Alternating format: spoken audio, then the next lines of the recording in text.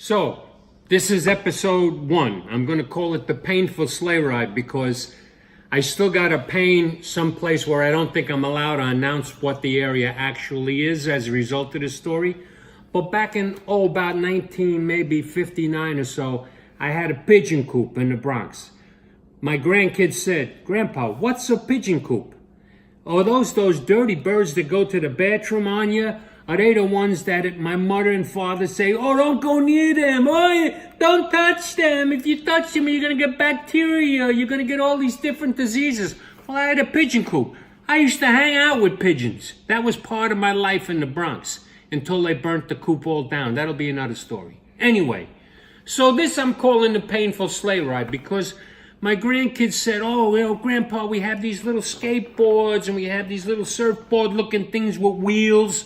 And they go up and down these stupid little parks. They charge them $3 or $4 to go up and down hills." I told them we had all the hills we needed in the Bronx. We had more hills than I can't even describe. Anyway, so in the Eden Wall houses in the Northeast Bronx, we had a great hill. That thing went straight down. So in the wintertime, when that bad boy got iced up, I mean, you could sometimes go 60 miles an hour. And then what we used to do is see who could slide across Granada Place on the ice without getting hit by a car. Now, a lot of people will say that's a little dangerous, but that was fun. So one day, all of the guys are getting together. The hill is iced up. We're going to have some fun sleigh riding. So we go to my pigeon coop. We get my feed tray, which my grandkids didn't know what that was either. They think pigeons don't have to eat. You know what I mean? But I used to put the food on the feed tray. The pigeons would eat. But a food tray made of metal is great for sliding down icy hills in the Bronx. So some of my friends took the food tray. I was one of the littler guys of the group, so I had to find something else. So another guy got a big long board about 9 feet long that we took from some construction site or some house that somebody burnt down or knocked down or something.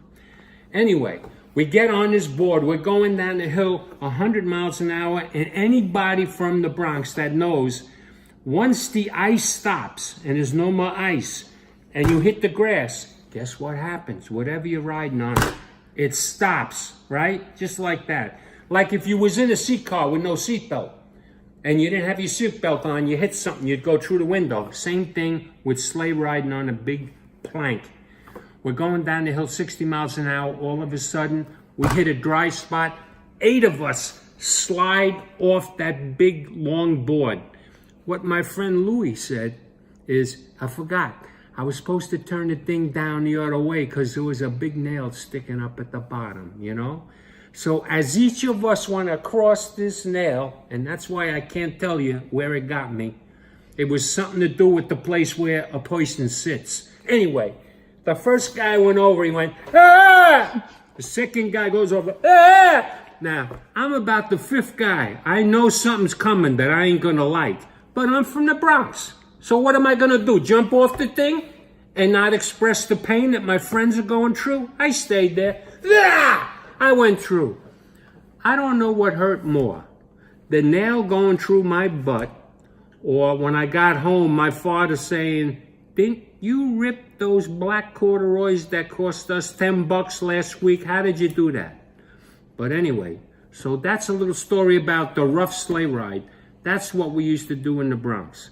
And anybody that doesn't like pigeons, you're not my friend. See you next week.